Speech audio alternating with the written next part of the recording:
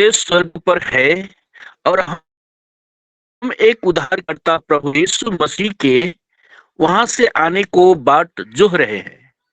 वह अपनी शक्ति के उस प्रभाव के अनुसार जिसके द्वारा वह सब वस्तुओं को अपने बस में कर सकता है, हमारी दीनहीन देह का रूप बदल अपनी महिमा की देह के अनुकूल बना देगा। आमेन, आमेन, आमेन। आमेन आमेन। पास्टर जी, आपको फिर से एक बार और धन्यवाद देते हैं इस महीने का प्रतिज्ञा को पढ़ने के लिए। अब समय है, मेरे साथ चलते हैं कोलकाता में, जहाँ जहाँ से शशि हरि तैयार है आज के संदेश को सुनाने के लिए। बेटी शशि हरि, आपका स्वागत है। जी सर, जय मसीह सभी को।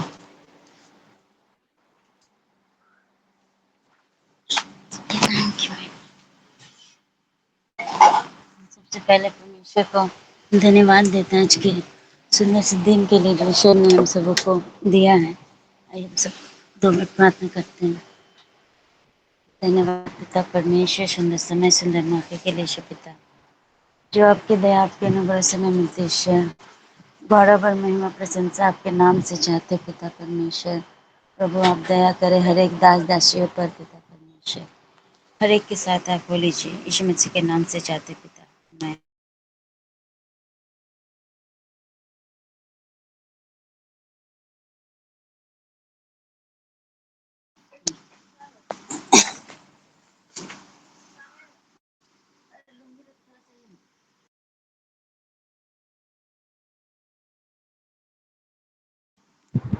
परमेश्वर का धन्यवाद हो। हम जानते हैं परमेश्वर हम सबों से बहुत आयत से प्यार करते हैं, और हम लोग सच में क्या यीशु मसीह हमारे अंदर जो दर्द होता है, क्या परमेश्वर उस सब दर्द को जानते हैं। और परमेश्वर जो है वो हम लोग सभी जितने विश्वासी परिवार है यहाँ पर, तो हम लोग जानते हैं कि परमेश्वर हमेशा कुछ अद्भुत करते हैं हम लोग के जीवन में। और हम में से कितने ऐसे विश्वास करते हैं कि परमेश्वर हमारे हालातों को बदल सकता है, क्योंकि हम लोग यहाँ जितने भी जन हैं जो उपस्थित हैं, वो सभी हम लोग जानते हैं कि हम लोग के हालातों को सिर्फ और सिर्फ मसीह यीशु ही बदल सकते हैं। और आज अगर बहुत समय हम लोग एक खुशी की खबर को जब पाते हैं, हम लोग जब हमारे घरों में वो क्या होता है, एक बच्चे का जब जन्म होता है, तब हम सभी अपने परिवार के लोग जो होते हैं वो क्या करते हैं, अपने बच्चों के लिए अलग अलग नाम को सोचने लगते हैं। किसी का भी नाम बड़ा ही महत्वपूर्ण होता है, और हम लोग ये सारे बात को बाइबल में भी हम लोग देख पाते हैं। और जब हम लोग मसीह विश्वासी नहीं थे और जब विश्वास में आए, तब हम लोग भी ये देख पा रहे थे अपने चर्च में या मसीह भाई बहनों में उन लोग का नाम थोड़ा अलग होता है। और ये सभी चीज़ नाम जो है हम लोग के लिए बड़ा महत्वपूर्ण होता है। तो इसीलिए हम लोग देखेंगे एक वचन को, मत्ती 1:23 को हम लोग पढ़ेंगे।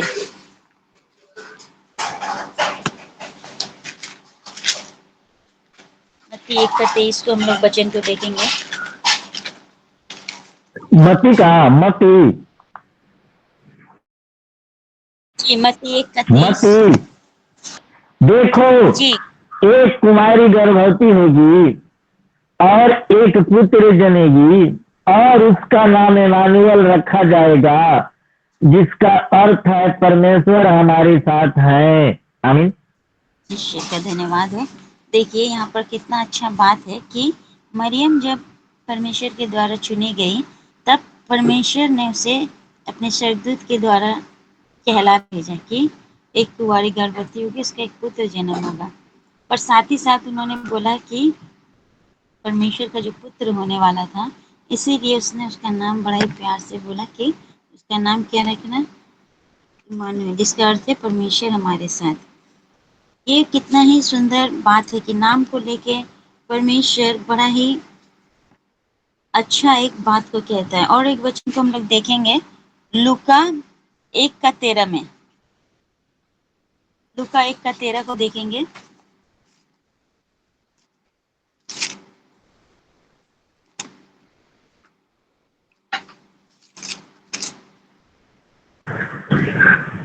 परंतु स्वर्गदूत ने उससे कहा कि हे जकरया, भयभीत न हो, क्योंकि तेरी प्रार्थना सुन ली गई है और तेरी पत्नी एलीशिबा से तेरे लिए एक पुत्र उत्पन्न होगा और तू उसका नाम यूहन्ना रखना।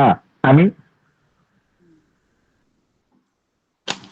कितना अच्छा बात है कि हर एक जगह हम लोग देख पाते हैं कि नाम किस तरह से पुराने नियम में या नया नियम में जो है बहुत ही इम्पोर्टेंट महत्वपूर्ण कार्य को करता है कि जो नाम रखा जाता था वो स्वर्गदूत के जरिए लोगों तक पहुंचता था और लोग सिर्फ ये नहीं परमेश्वर कहते थे कि आपके पुत्र उत्पन्न होंगे, साथ ही साथ उसके नाम को भी बताते थे। उसी तरह से हम लोग, ये तो नए नियम की बात है, पुराने नियम में भी हम लोग देख पाते हैं कि जब हम लोग इब्राहिम को देखते हैं तो इब्राहिम का नाम पहले इब्राहिम नहीं था, उसके पहले उसका नाम इब्राम था। और जब परमेश्वर उसको आशीष देता है तो उसके नाम को क्या कहता है? इब्राहिम बनाता है और उसको नाम के साथ आशीष भी देता है, जिसको हम लोग उत्पत्ति 17 का 4 से 5 में देखेंगे। उत्पत्ति 17 4 और 5 में। जी, 4 हमारी वाचा का यह भाग मेरा है, मैं तुम्हें कई राष्ट्रों का पिता बनाऊंगा, मैं तुम्हारा नाम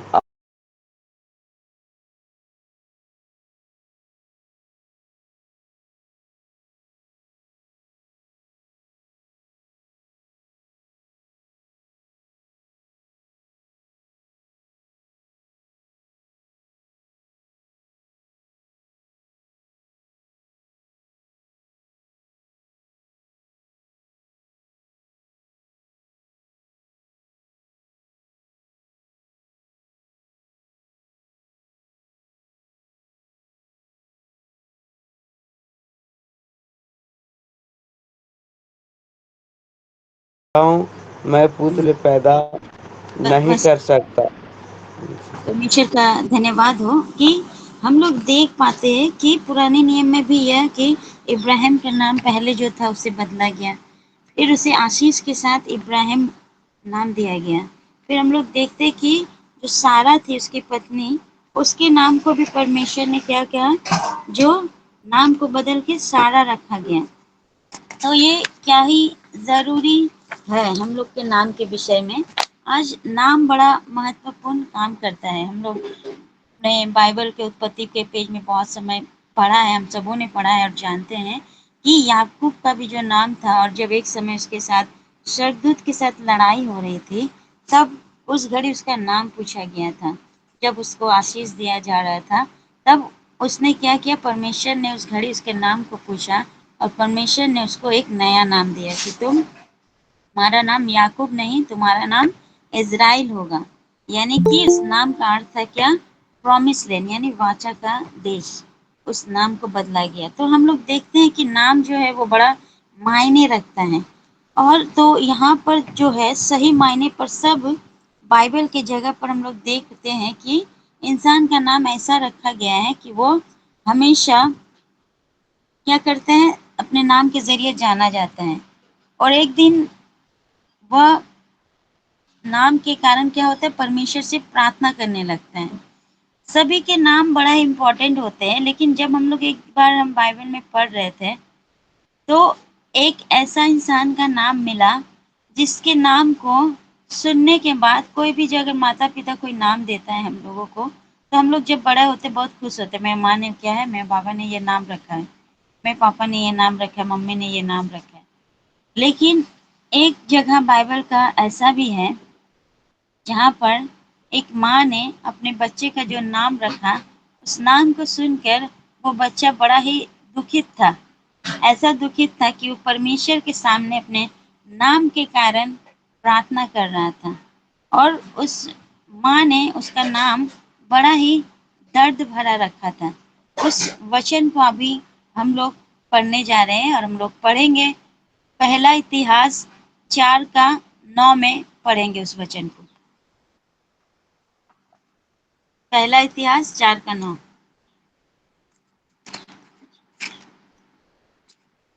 जी, 4 का ना।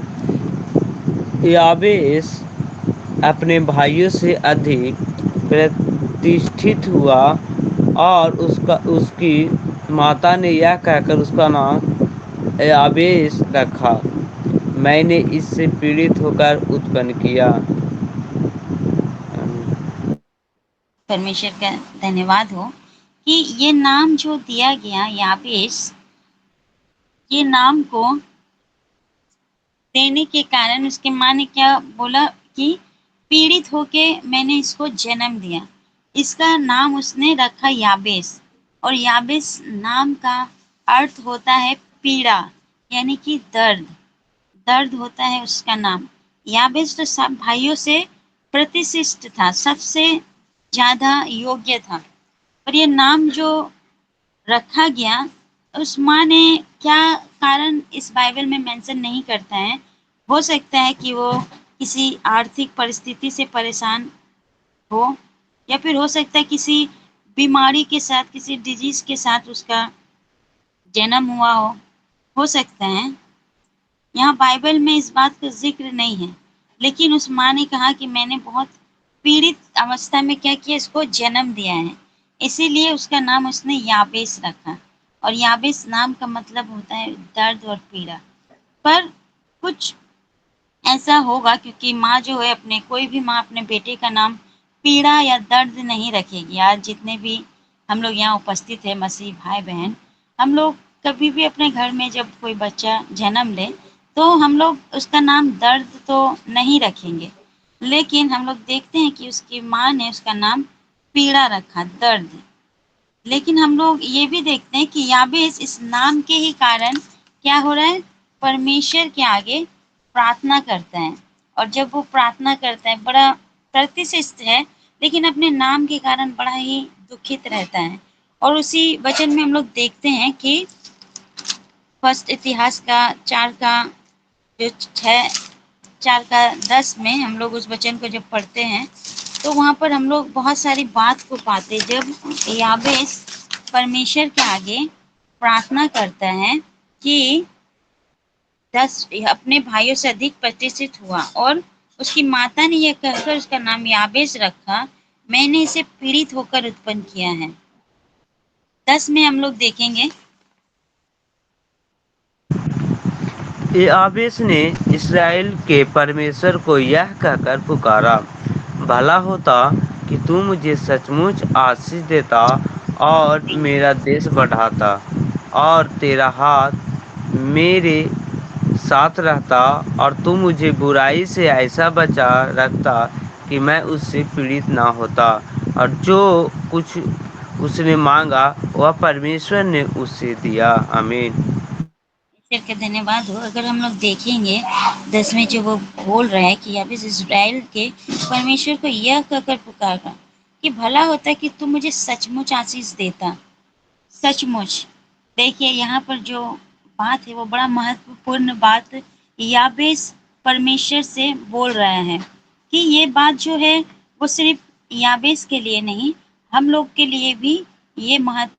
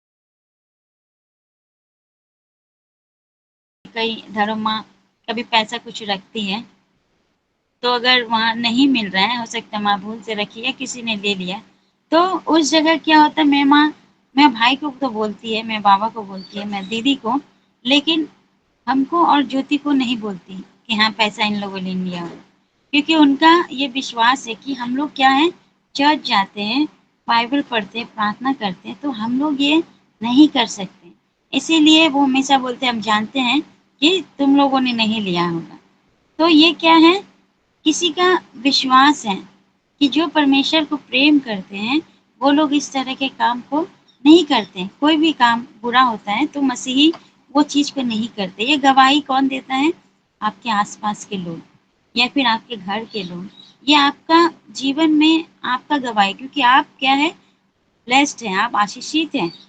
इसी तरह से हम लोग देख पाते इस आशीष की गवाही जब कोई दूसरा देता है तो हम लोग देखते हैं। क्या?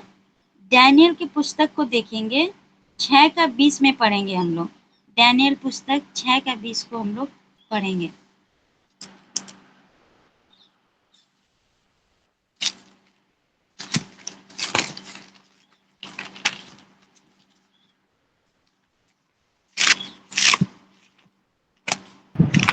कौन सी पुस्तक में?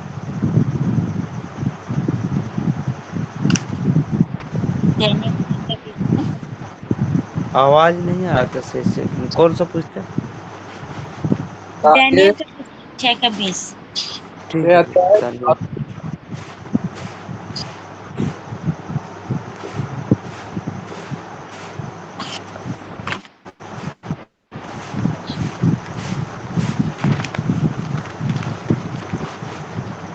दानियल 6 के। जब राजा गड्ढे के निकट आया तब शोक भरी वाणी से चिल्लाने लगा और दानियल से कहा, हे दानियल, हे जीवते परमेश्वर के दास, क्या तेरा परमेश्वर जिसकी तू नित्य उपासना करता है तुझे सिंहों से बचा सका है? आमीन। ईश्वर का देखिए कितना ही प्यारा महिमा है कि डैनियल कौन है, परमेश्वर का बड़ा ही प्यारा एक जन जो प्रार्थना जीवन है, उसका जीवन क्या है, ईश्वर से बात करने वाला है। और इस बात को क्या है, राजा दारा भी जानता है कि डैनियल परमेश्वर के प्रति कितना विश्वासी है। उसके जब उस समय हम सबों ने पढ़ा है, जब डैनियल को सिंहों की माद में डाल दिया जाता है, उस रात राजा को क्या है, नींद नहीं आता है। वो उस समय खाना भी नहीं खाता, वो उसका चिंता करते हैं कि उसको सिरों के माद में जो डाल दिया गया है, तो क्या हो रहा है, उसको बड़ा चिंता हो रहा है।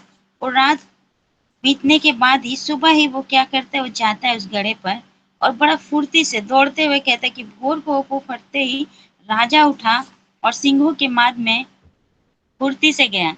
तब राजा गड्ढे में निकट आया, तब शोक भरी वाणी से चिल्लाने लगा और दानियल से कहा, हे दानियल, हे जीवते परमेश्वर के दास, क्या तेरा परमेश्वर जिसकी तू नित्य उपासना करता है तुझे सिंहों से बचा ना सका? उसको पता है कि परमेश्वर कितना पराक्रमी है। और उस मान से जो उस गुफा से एक आवाज आता है, तब दानियल ने राजा से कहा, मेरे परमेश्वर ने अपना दूध भेजकर सिंहों के मुंह को ऐसा बंद कर रखा है कि उसने मेरी कुछ भी हानि नहीं की। इसका कारण यह है कि मैं उसके सामने निर्दोष पाया गया और हे राजा, तेरे सम्मुख भी मैंने कोई भूल नहीं किया। सोचिए, ये गवाही जो है डैनियल का, वो डैनियल नहीं दे रहे हैं, वो राजा दारा ही बता रहा है कि परमेश्वर क्या है, जीवित परमेश्वर की उपासना कौन करता है, दानियल। और वो उसको पता है कि उसको किसी भी मुसीबत से अगर कोई बचा सकता है तो वो उसका परमेश्वर जो जीवित है। और इसी बात के लिए वो गवाही कौन क्या दे रहा है, वो राजा दे रहा है। आज हम लोग के जीवन में भी हमारा जिंदा परमेश्वर हम लोग के साथ है, उसका गवाही हम लोग को देने की जरूरत नहीं है। वो गवाही आपके आसपास के लोग देते हैं। जब आप में अलग एक बात को देखते हैं, आपके अंदर एक अलग रोशनी को जब देखते हैं, तो वो गवाही कौन देता है, कोई और आपके बारे में बताता है कि इसका परमेश्वर क्या है, बिल्कुल अलग है। हम यहाँ जितने जन बैठे हैं, जो नाम है हर एक जन के बारे में बोलते कि जयवी सर जो जाते हैं उनका परमेश्वर अलग है। जय जगजीवन सर जो है वो जहाँ रहते हैं उनके परिवार में वो लोग जानते हैं कि उनके जितने भी रिश्तेदार आते हैं वो जानते हैं इनका परमेश्वर अलग है। यहाँ जितने उपस्थित है हर एक का परिवार जानता है कि इनका परमेश्वर क्या है, बिल्कुल अलग है। तो पहला प्रार्थना जो है हम लोग क्या करना है, अपने लिए, अपने परमेश्वर को हमारे लिए आशीष मांगना कोई गलत बात नहीं है। बहुत सारी प्रार्थनाएं हम लोग कर सकते हैं कि परमेश्वर हमारे लिए हमारे घर की जरूरत है प्रभु। अगर ज़मीन लेना चाहते हैं, ज़मीन, गाड़ी, कारोबार में कुछ भी नुकसान होता है तो परमेश्वर उस चीज़ को आप सही करें।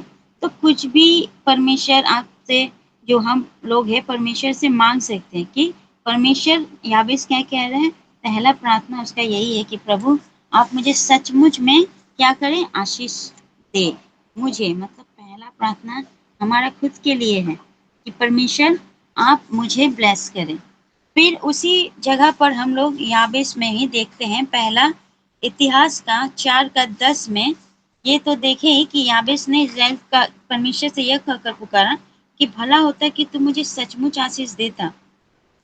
और दूसरा फिर लिखा है, और अगर हम उसी लाइन में दूसरा प्रार्थना को देखेंगे, और मेरा देश बढ़ाता, देश बढ़ाता हम लोग ये देख पा रहे हैं कि याबेस फिर और एक परमेश्वर के आगे और एक प्रार्थना को रखता है कि मेरे देश बढ़ाता, यानी प्रभु आप मेरे देश को भी बढ़ाएं। लेकिन यहाँ हम लोग पढ़ते हैं कि वो तो बड़ा प्रतिष्ठित हैं, वो तो पहले से ही बड़ा हो, तो क्या परमेश्वर से वो और ज़्यादा संपत्ति मांग रहा है कि प्रभु और भी ज़्यादा प्रॉपर्टी दीजिए, मेरा देश और बढ़ाइए। लेकिन अगर हम लोग देखेंगे मेरा देश बढ़ाने का मतलब, यहाँ पर अगर देखते हैं तो इसका मतलब ये नहीं है कि याबेस परमेश्वर से और भी ज़्यादा राज्य पाठ मांग रहे हैं। वो परमेश्वर से प्रार्थना कर रहा है जो स्वर्ग राज की बात को वो कह रहे हैं। और वो स्वर्ग की राज की बात क्या है, हम जब भी प्रार्थना करते हैं कि परमेश्वर आज जो है हम लोग किसी को प्रचार कर रहे हैं तो वो स्वर्ग की बात है। जब हम लोग मत्ती 6:33 में क्या लिखा है कि पहले तुम उसके धर्म और राज्य की खोज करो तो सारी वस्तुएं तुम्हें मिल जाएगी, यानी कि स्वर्ग राज की बात है यहाँ पर। हमारा प्रार्थना ये है, और उसके प्रार्थना का मतलब भी ये दर्शाता है कि अगर हम लोग 2 घर में प्रार्थना कर पा रहे हैं, किसी 2 घर में हम प्रार्थना सभा चल रहा है हमारा, तो हमारा प्रार्थना ये होना चाहिए कि प्रभु आप हमको कल 10 घर तक पहुंचाइए, ताकि हमारा घर का जो सीमा है, लोगों तक पहुंचने का जो दायरा है, वो उस दायरे को प्रभु और बढ़ा दीजिए। हमारे आस-पास में जो हम लोग प्रार्थना सभा करते हैं, वो जो जिस जगह पे हम लोग जाते हैं, तो उस जगह से क्या है, और भी हमें और आशीषित कीजिए और हम और भी जगहों पे जा सकें। बहुत सारे लोगों तक क्या करें, आपका सुसमाचार फैला सके। तो प्रभु आप हमारे क्या करें, देश को बढ़ाइए, हमारे सीमा को, हमारे दायरे को क्या कीजिए, बढ़ाइए। ये सिर्फ याबेस का नहीं, हम लोग का भी प्रार्थना होना चाहिए कि परमेश्वर आप हमको और फैलाइए और जगह तक हमको पहुंचाइए, दूर दूर तक परमेश्वर, जहाँ कोई भी सुसमाचार सुना नहीं है, उस घर, उस परिवार तक भी आप हमको लेके चलिए और इस सुसमाचार को फैलाने में आप हमारी क्या कीजिए, मदद कीजिए। फिर हम लोग प्रार्थना में उसे याबेस में देखते हैं कि याबेस फिर कह रहे हैं कि बढ़ाता और तेरा हाथ मेरे साथ रहता। जब हम लोग देखते हैं कि परमेश्वर के बारे में वो क्या कह रहा है कि प्रभु आपका हाथ मेरे साथ रहता। अब अगर हम लोग प्रार्थना करते हैं और प्रार्थना के ज़रिए हम लोग का सेवा कार्य अगर बढ़ जाता है, सेवा कार्य बढ़ने के साथ साथ हम लोग का क्या होता है, चिंता भी बढ़ जाते हैं कि प्रभु काम तो बढ़ गया लेकिन इसको हम क्या कर रहे हैं, संभाल नहीं पा रहे। उस जगह जब हम लोग संभाल नहीं पाते उस काम को, तब हमारा प्रार्थना यही रहता है कि तेरा हाथ जो है मेरे साथ रहता है। हमारा काम जो बढ़ रहा है प्रभु हम उसको कैसे संभालेंगे। तब हम लोग देख पाते सुलेमान ने अपनी प्रार्थना में क्या मांगा था, राजपाट में परमेश्वर से उन्होंने बुद्धि मांगा था कि प्रभु आप हमें बुद्धि ज्ञान दीजिए। तो हम लोग को परमेश्वर से उसी तरह से मांगना पड़ेगा, क्योंकि इतना बड़ा सेवा कार्य कैसे हम लोग संभालेंगे। तो हमें क्या करना पड़ेगा, आपका हाथ का ज़रूरत है प्रभु। ताकि परमेश्वर के जो हाथ है वो हम लोग को आगे का जो रास्ता है कि परमेश्वर हम लोग को बताया जाएगा कि हम लोग किस रास्ते पे चलेंगे और कैसे हम लोग उस चीज को कर पाएंगे। तो जब हम लोग उसी प्रार्थना का लिस्ट में और एक लिस्ट को अगर देखते हैं तो लिखा है कि तेरा हाथ मेरे साथ रहता और तू मुझे बुराइयों से ऐसा बचाते रखता कि मैं उससे पीड़ित ना होता। अब ये चौथा प्रार्थना वो कर रहे हैं कि बुराइयों से बचाए रखिए ताकि हम क्या करें, पीड़ित नहीं होते। अब ये पीड़ित क्या है, जब हम लोग सेवा करते हैं और काम कर रहे हैं, प्रभु के नाम को फैला रहे हैं, तो ये दर्द का बात तो है नहीं, पीड़ा का बात तो है नहीं, ये तो अच्छा बात है। लेकिन यहाँ पे याबेस क्यों ऐसा बोल रहे हैं? लगता होगा कि जब कोई उसके नाम के कारण जब वो दूर दूर जाता होगा कई जगह पर, तो लोग उसको किस तरह से उसको बोलता होगा, पुकारता होगा। क्योंकि सबसे पहले अगर जगह पे हम लोग ने पढ़ा था, क्या बोला, उसका माता ने उसके नाम को याबेस रखा, जिसका अर्थ है पीड़ा। और जब उसको कोई बुलाता होगा कि "ए, पीड़ा इधर आ, तेरा नाम तो दुख भरा है", उसको धिक्कारता होगा कि तू तो दर्द में पैदा हुआ, तेरा नाम तो श्राप है। हाँ, ये कह के अगर उसको बुलाता होगा तो उसको कितना बुरा लगता होगा, कि दुख पहुंचता होगा कि परमेश्वर मेरे नाम के कारण हम क्या है, बहुत दुखी है और ये नाम हमको इतना दर्द दे रहा है। जब भी कहीं हम जाते हैं तो लोग उसको इसी तरह से पुकारता था कि तू तो श्राप है, तू अपनी माता के गर्भ से जो पैदा हुआ, वो तेरा नाम ही देख कितना दुख भरा, पीड़ा तेरा नाम रखा गया। तो ये चीज उनको बहुत तकलीफ देता था। कई बार पता है ये हमारे साथ भी होता है, हमारा नाम दुख या पीड़ा तो नहीं है, लेकिन कई बार हमारे आसपास का जो वातावरण है वो जो दुख भरा होता है, आसपास के लोग हम लोग को क्या है, बहुत परेशान करते हैं। कई बार ये सिर्फ हमारे आसपास में ही नहीं, कई बार हमारे घर के अंदर भी होता है। घर के अंदर भी हमारे जो अपने लोग ही होते हैं, वो भी हम लोग को बड़ा ही दुख तकलीफ देता है।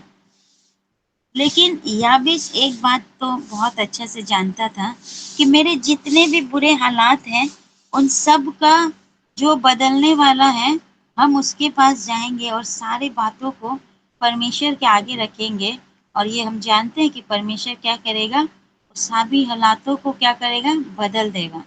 और उसने परमेश्वर से इस सब बात के लिए क्या किया, रो रो कर प्रार्थना किया।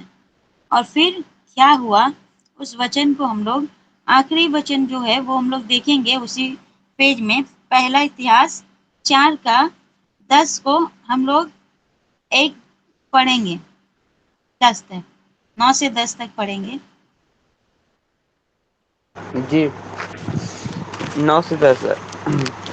याबेस अपने भाइयों से अधिक प्रतिष्ठित हुआ और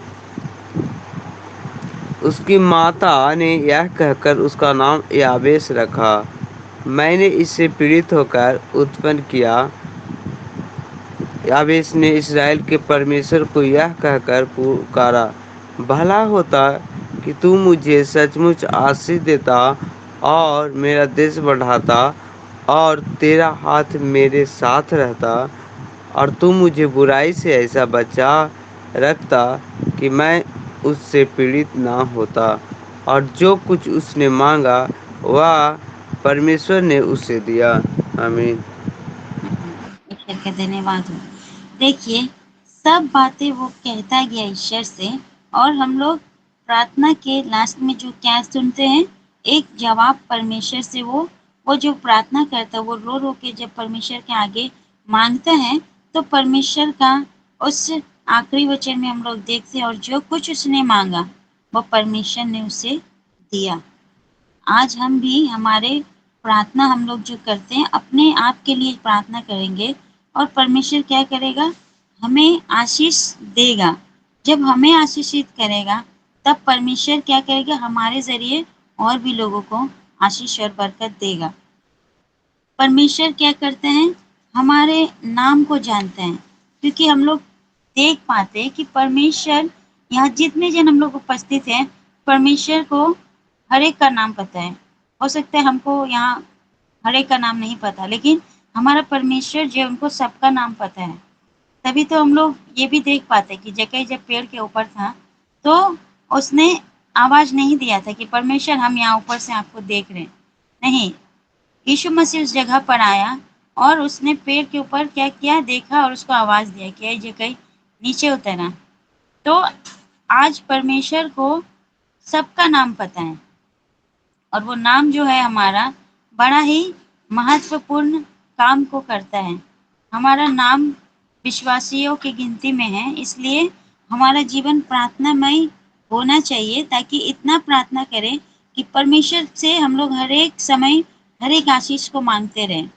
ये हम लोग जानते हैं कि परमेश्वर वचन के ज़रिए हम लोग को आशीषित करता है और वो आशीष हम लोग के जीवन में क्या है, बढ़ोतरी का काम करता है। जिस तरह से हम लोग अगर भुट्टा जो होता है, भुट्टा जो कौन बोला जाता है, उसका अगर एक दाना को अगर हम लोग देखते हैं तो हम लोग तो सिर्फ एक दाना को ही देखते हैं, लेकिन अगर आप परमेश्वर को देखेंगे और उसके नज़रिए से अगर परमेश्वर उसमें देखता है तो उसमें वो क्या देखते हैं, वो उसमें पूरे भुट्टा का पूरा जो रहता है, एक भुट्टे में बहुत सारे दाने रहते हैं। उसको अगर गिनती किया जाए तो शायद वो 100-200 के ऊपर ही होता है वो दाना। और उस एक बीज में अगर माटी पे गिरता है तो वो एक दिन बड़ा पेड़ भी बन सकते हैं। तो हम लोग जिस चीज़ को एक दाना में देखते हैं, परमेश्वर उसको बहुतोड़ी में देखते हैं। वो जानता है कि एक के ज़रिए बहुत हो सकते हैं। उसी तरह से हम लोग देखते हैं कि यावेस की प्रार्थना दुख भरा था, लेकिन हर एक दुख से जो दूर करता है और परमेश्वर ने उसके प्रार्थना को सुना और उसके हर एक तकलीफ से उसको क्या किया, मुक्त किया। और परमेश्वर ने बोला कि जो कुछ उसने मांगा वो परमेश्वर ने उसे दिया। आज हम लोग का भी जो भी चाहते हैं हम लोग परमेश्वर से, वो प्रार्थना ईश्वर के आगे रखेंगे और प्रार्थना हमको सुना जाएगा, हमारे प्रार्थना को। और परमेश्वर क्या करेगा, हमें गुणोत्तरी में बढ़ाएगा, बढ़ोतरी में बढ़ाएगा, ईश्वर के राज्य में और भी फैलाएगा। और परमेश्वर क्या करेगा, इन वचनों के द्वारा हम सबों को आशीषित करेगा। परमेश्वर का आशीष बरकत हर एक के ऊपर हो। आगे के समय धनराशि को सौंपते हैं। आमीन।